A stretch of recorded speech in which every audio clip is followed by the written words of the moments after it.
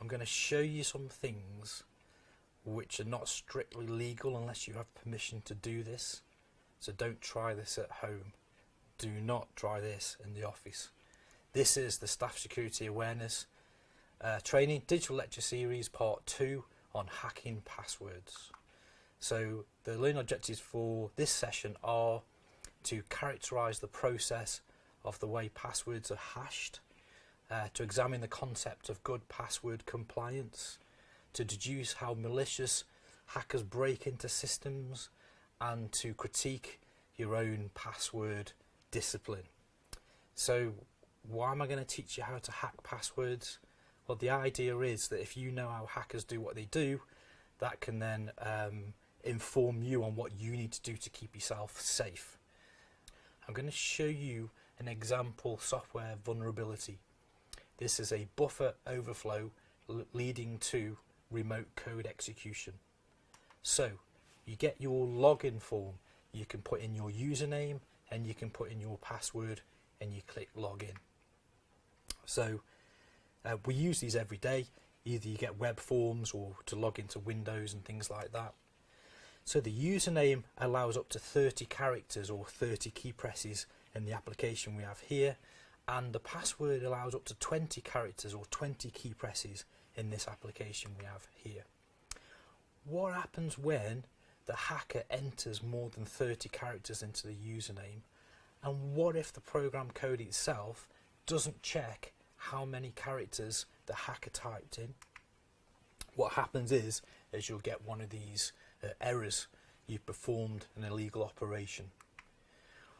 What happens when the hacker, instead of just putting characters after those 30 key presses, puts in what we call shell code?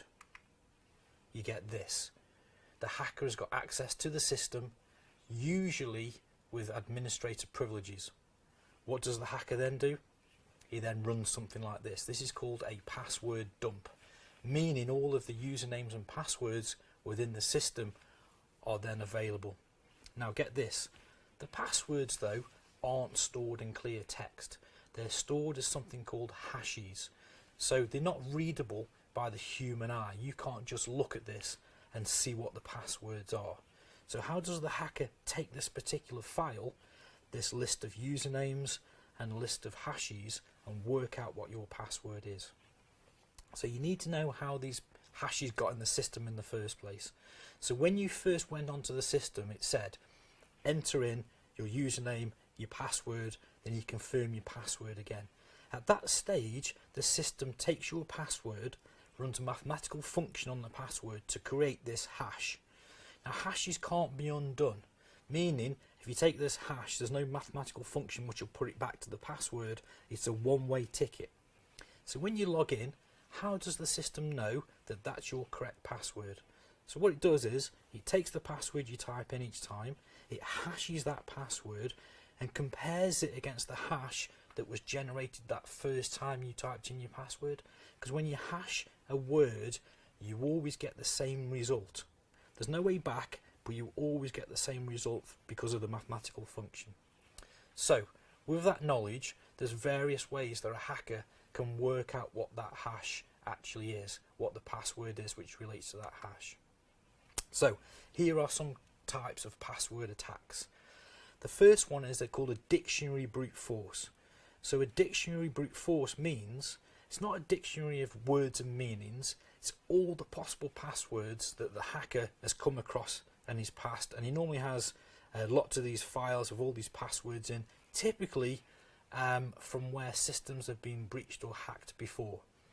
So you have a program which then takes each word individually, hashes the word, compares that against the hash we stole off of your system, and if they match, that word then is your password. Okay? So the defense against a dictionary attack is to choose a word for your password that isn't in my dictionary. That's a bit of a game because you don't know what words we've got in the dictionary. So you've got to come up with words which aren't easy words. The first word in my dictionary is password. So if you've got password 1 as your password, it's of no use to you at all. Second technique for cracking passwords is just called a brute force. And a brute force means that we're going to run every character So A to Z, uppercase, lowercase, numbers, special characters for each position within the word that it could be. All right? Now that's going to take a lot of time, but if you think about it, given enough time, that will crack any password. Okay? The difficulty is, of course, is there enough time to do every character, depending on the length of your password. The next technique is called a rainbow table attack. So rainbow tables means that some of the processing has been done up front, meaning that we've actually got a dictionary, we've converted all those words into hashes, and we take the hashes with us. So it's the hash that we actually compare against the hash we took off your system. It's very fast, but the table of hashes is huge, so it takes terabytes of disk space. So there's pros and cons of each of these techniques. By far the easiest way of getting someone's password is through a phishing attack. If you just tell me what your password is, that makes my life so much easier. But of course you're not going to fall for that because you saw part 1 of this series.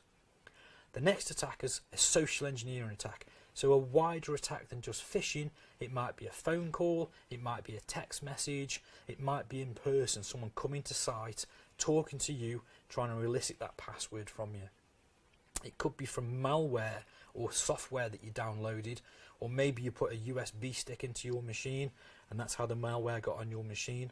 Particular kind of malware I'm thinking of is called a key logger, meaning every time you press a key on your keyboard, it records what that key press is and sends that off to the malicious hacker. The problem with that is, obviously you type in passwords using your keyboard and those passwords will be available to the hacker. The last option is, maybe it's a guess. By that I mean your password is password 1, or it's your favourite football team, or something that's related to you. Maybe you've written your password down somewhere, so you've written it on a post-it note.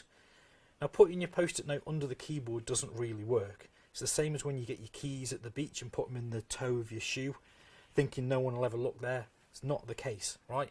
If I go and do a security check of your office, I will check under your keyboard, I'll look in your top drawer, I'll find that post-it note with your password written on, and I'll be in your system. Okay? So, I'm going to show you now, just so you can visualise what the dictionary attack looks like and what the brute force attack looks like. So this is the dictionary attack. So, as each word is converted into the hash itself is compared with the target. Now, if your password flashes up here, you need to change your password because these are the most common passwords we find. Now, we've slowed this right down so that you can see what the words are, what the hash looks like. Obviously, this is done much faster when we process these things on our computers designed for this, our cracking rigs. Eventually, it works through the list of words, finds the word where the hash actually matches the target hash we pinched off your system, and we'll get access granted. Let's take a quick look at how the brute force attack works. So on the brute force attack, each position where there can be a character, we have to put letter A and then B and then C through the entire alphabet, then all the numbers, then all the special characters in every single position.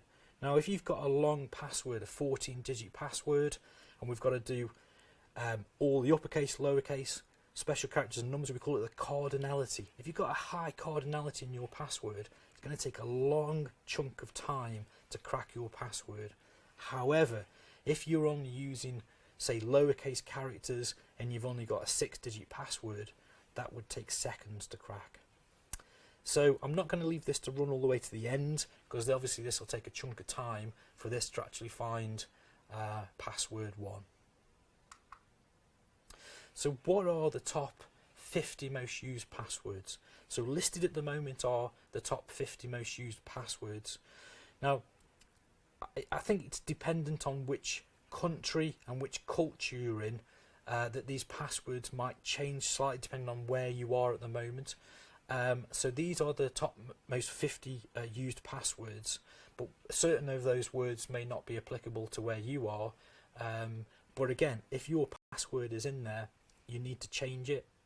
Now get this, We also run the passwords through a thing called rules, meaning that if you've got password 1 or password 2 or password 3, as part of the rules, we will run all the numbers past each of these words as well. So I don't think using password 2 is any stronger than password 1. It simply isn't. We also do something else. We run it through what we call the elite rule, meaning that we'll use the @ symbol for A's, we'll use ones instead of L's, zeros instead of O's. So again, if you do that to your password, we'll probably crack it if you've used a word that is within our dictionary. So you need to choose the words carefully. Now, people often talk about length of passwords, and when I ask this question out, what length of password is a safe length, most people say 8 characters. Now 8 characters was fantastic about 5 years ago, but things have moved on, technology's moved on. If you look down our list here, let's assume that you're using full cardinality, so uppercase, lowercase, special characters and numbers within your password. If you've got an 8-digit password, I can crack that guaranteed through brute force in 18.4 hours, right? Meaning by tomorrow I'll be in your account, and that's just not strong enough. If you look at 9-character passwords, guaranteed 72.9 days, which is much better, but again, a dedicated hacker will be in your system. Now go up to 10 characters, you're looking at 19 years. Who's got 19 years to crack a password? 11 characters, 1.8 thousand years. And as soon as you get from 12 characters or more, it's more than 1 million years to guarantee you'll crack any password of that length. Meaning, if it's not in the dictionary, and we've got to go through every letter of the alphabet to find your password, you're looking at a long time. So password length will actually stop a brute force attack if you've used a long enough password. Now at the moment, we're recommending a 14-digit password. Not an 8-digit, but 14 digits. And the reason for that is, although a 9-digit will take 72.9 days, technology is moving on. So how long will your 9-digit password be safe? So for future proofing and to make sure that your password isn't easily cracked, we are recommending 14-digit passwords, especially if you've got an administrator account. So where have these buffer overflows, these particular attacks been used? So there was an attack a few years ago called MS17-010, and that was used where when people share files or when people go out to the internet, people's credentials, username and passwords are shared between servers and workstations. And again, if these things aren't checked, you can get these things called buffer overflows. You can insert shell code and hackers can get into systems. These particular exploits have now been patched. What does that mean? So patched means that someone's written into that login box or into that bit of program code, that application, that the program actually checks to make sure that no one's put more than 30 characters in. So it comes up and says, I'm sorry, you've entered more than 30 characters, please try again. That's what the program should have done, rather than just pass it and use it as it is. So patching's where you put in place the fixed part of the application, or the fixed application, so that flaw doesn't exist anymore. So when you turn up to your computer and it needs to do a restart or it needs to put on updates for the operating system, you need to let it do that rather than postpone that all the time, because that is where it's doing these patches. It's making your system more secure. If you're one of these people that just keeps on skipping, pausing that restart of your machine or stopping it from doing its Windows updates, it's those fixes to those programs that you are stopping it from getting, meaning that a hacker could get onto your system. If your system is fully patched and there are no flaws on your system, how does the attacker get in? Well, he's going to have to use something like social engineering. So either phishing attacks, phone call, physical, or send you some malware. I'm going to give you a task to do. If you've got a mobile phone, or if you've got a tablet or another device, you can browse to these sites now. So the first one is haveibeenpwned.com. So that's PWNED. So what I want you to do is go to that website, enter in your email address. Now it works best if you try your webmail, your home email address. You can try your corporate email address. This site does not ask for passwords. What this site does is if your email address has been part of a compromise or a hack before, then it gets listed in this database. So it's quite interesting to see how many times your email address has been hacked already. By that I mean you've signed up to an account online, that particular vendor or application provider has been hacked, and all of those usernames and passwords, including yours, have been compromised. If you look at the date that that site was compromised, has your password been changed since that date? And if not, you need to change that password. Okay. The next one is, how secure is your password? Now this one does ask you for a password. I'm paranoid about things like this, and I will never type my own password into this, but it's quite useful to put maybe a similar password, so one that's got the same complexity as your password, into this site. If you're unsure how long it would take to crack your password, find one that's similar, pop it into this site. It'll give you an accurate estimate of how long it would take to crack your password. So let's have a rundown of how to make a good password. So we've already talked about password length. So the reason why you need 14 digits or more in your password, whether the site forces you to have 14 or more or not, that's up to you, is because if someone gets hold of the hash of your password, it'll be just too easy to crack. 8 digits is not enough. Less than 8 digits is ridiculous. If you've got a 4-digit password, there's no point having a password really. How do passwords work and how are they cracked? We know this. They're typically stored as hashes, and they're typically cracked through either brute force or dictionary attacks. Now, one technique you can use, because how many 14-digit words do you know that are not going to appear in my dictionary? Probably not many. So you can use something called a passphrase. So a passphrase is more like a sentence as your password rather than an individual word. You don't have to use space to split up the words. You can use your special characters to split up the words. The way password cracking works is you only get a yes, that's the correct hash if all the characters are in the right place at the right time. So you can't get half of a password right and get a yes, you've got X amount of digits right. You've got to get the whole password. So actually passphrases rather than passwords work pretty well. So you could switch to using passphrases. Typically that will mean you'll have longer passwords. You'll have combinations of words which are not in my dictionary, which will make your password really difficult to crack. So don't use the same password for more than one site or application. That's called password reuse.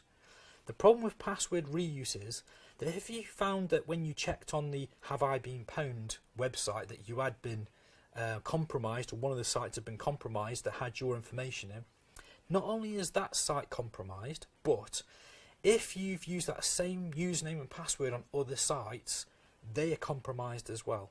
And possibly you've even used that same password for your login to your corporate system at your organisation. So password reuse is really bad. That means that if someone cracks your password, they've cracked all those passwords, right? So basically we're saying you need a 14-digit password, words that don't appear in my dictionary, and each site you go on, you need a different password for, and you need to change your passwords regularly. No problem, right? Even I can't remember those kind of things. So you're going to need some assistance in how you store all these passwords. You can't write them down, you can't put them on post-it notes. So how on earth are you going to store these passwords? So first thing I'm going to recommend is multi-factor authentication. So multi-factor authentication means that you need 2 things or 3 things or more to actually access that particular website or application or system. So typically, maybe for your webmail, the idea is that you've got your usual username and password, but you have to prove another factor. So a common one is this: your mobile phone's with you, right? So what they'll do is they send a code to your mobile phone. You type that code into the website. That proves that your mobile phone is actually in your possession. So if someone hacked your username and password, they'd have to steal your phone as well, because the multi-factor authentication means that without that code, they're not letting you in the site, and the only way to get the code is with your mobile phone. Now, there are other ways of doing it other than mobile phones. You can do it with things like fingerprint scanning. You can do it with things like iris scanning, voice recognition. You can do facial recognition. You've got applications now, which are authentication applications, which also will help you with this. But multi-factor authentication works real well. Even your bank card's got multi-factor authentication. The idea around that is that in order to draw money out from the hole in the wall, the ATM, you need your actual card and you put in your PIN number, right? So that's two factors, something that you've remembered and something that you physically have the card. If you have the card, you can't really draw money out because you don't know the PIN. If you have the PIN, you still can't draw money out because you don't have the card. In the UK, we've got contactless at the moment where you can use the card without a PIN, but they limit that just up to a certain amount of money. So contactless maybe has some flaws because it's not multi-factor authentication. The next thing I'm going to talk about is password managers. So you're not allowed to write your passwords down, and they're real difficult to remember because you're not allowed to use them on more than one site. They're 14 digits long, they're words that are not typically in a dictionary. So I advocate the use of password managers. So it's another program that's on your system. You can have them on your phones, you can have them on your tablets, you can have them on your computers that remember your passwords for you.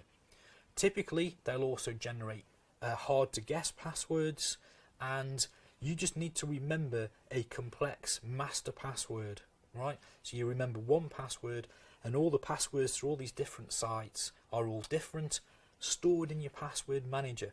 If one of those sites gets compromised, they've only got access to that one site because every one of your logins has got a different password. So with the use of multi-factor authentication, and if you use a password manager, you're actually keeping your password pretty safe. That's going to be real hard for me to hack into your systems. Now, let's talk about removable devices. So we've already said that sometimes what you'll do is you'll put in a USB stick into a machine, and this is how viruses and malware sometimes passed around. But there are some advantages to using them, in that you need to back up your system. So if you've got photos or music or even information that's corporate on your laptop, if your laptop crashes, you need a copy of that information and backup. So what a lot of people will do is they will back up to removable drives and removable devices. But get this, you're going to have to encrypt that removable device. Otherwise, you've got a laptop which has got a really good password on it. It's got multi-factor authentication, a password that no one can crack, and then you've copied all of your important information onto a memory stick that anyone can just plug in and see the information. So you've got to think about encrypting your removable devices if you're going to use that particular method of backup. A better way of backing up, particularly in the corporate environment, is to have a shared drive or allow your IT team to look after your backups. Policies and procedures, right? So your company will have policies and procedures around password use, around device use, using email, using the internet. You need to be aware of where your policies and procedures are and make sure you have a read of them.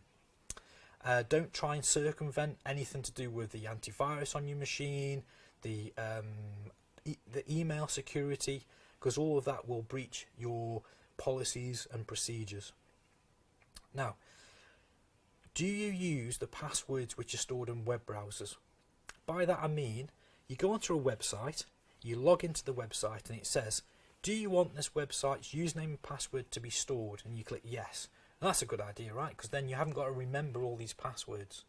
But the issue is, often these passwords are stored in plain text.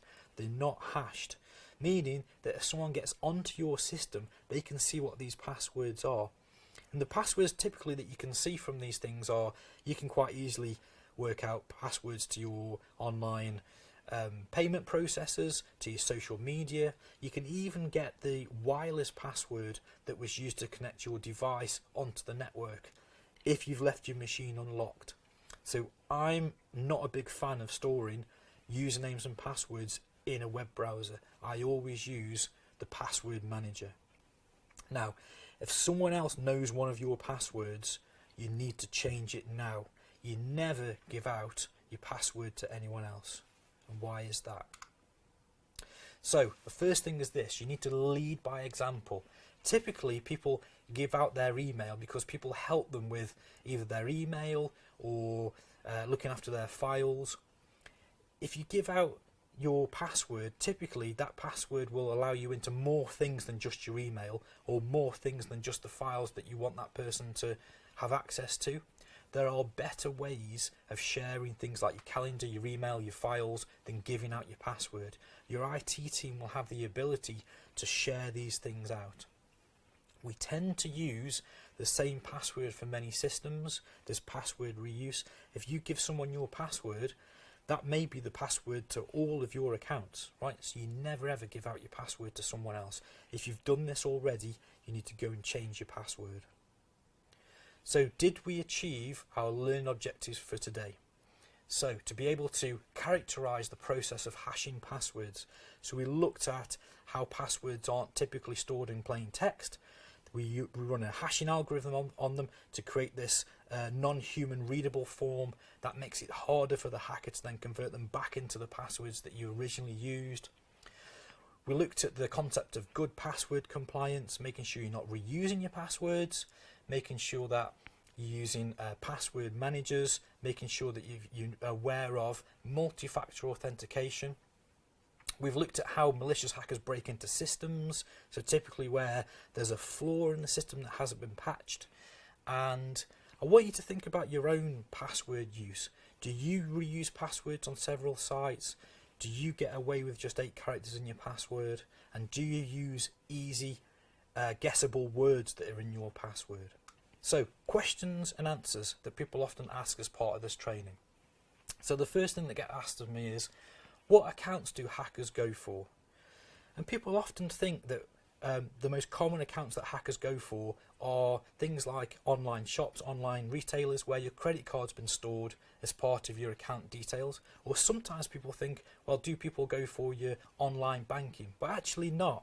What we typically go for is your webmail. If you think about it, whenever you reset one of your other accounts, if you've forgotten your password, the password reset email goes to your webmail account. So actually, if we can get hold of your webmail account, we can get into all those other accounts. So one of the most valuable accounts we can go for is your webmail. Quite often we get employed to look at corporate hacks. So sometimes we'll go after the login to your corporate network. But typically, your webmail is the one that we'll go for first. Why uppercase, lowercase, special characters and numbers?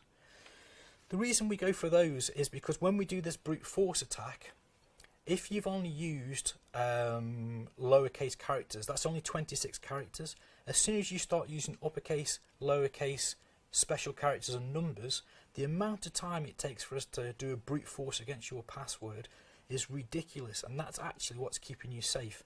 Both length of password and the cardinality, or how complex your password is. So the next question is, why doesn't my organisation just force me to use the correct password format? If you think about it, they'll do as much as they can, but there are certain things that your organisation can't do. So if you're using the same password for several accounts, and those accounts are outside of your organisation, so your social media, your payment processors, your online shops and things, there's no way that they'll know that you're doing password reuse. So some of this stuff is down to you really, to keep yourself safe. Your organisation can do a certain amount by making you change passwords regularly on their systems and making you use complex passwords and long passwords on their systems.